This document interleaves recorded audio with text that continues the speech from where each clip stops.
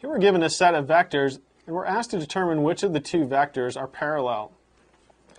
We need to recall that if we have an angle theta, the subscript ij, if that's the angle between vectors v sub I and v sub j, then we'll have the cosine of theta ij is equal to the dot product of vector I and vector j divided by the magnitude of vector I times the magnitude of vector j. So for each of these four vectors, we're going to look at the different pairs and find out what the cosine of theta is for each of those. So we'll have the cosine theta subscript 1, 2. So we're looking at vectors 1 and vector 2.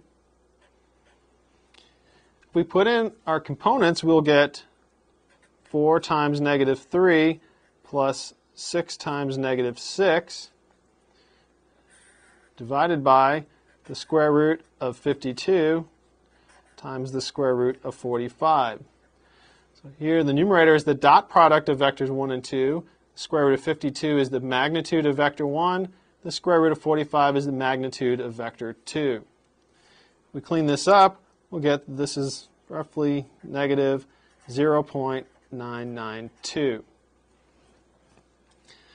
If we proceed in the same way for the remaining pairs, we'll get cosine theta of vectors 1 and 3. Turns out to be negative 0.124. Cosine of theta for vectors 1 and 4 turns out to be 1.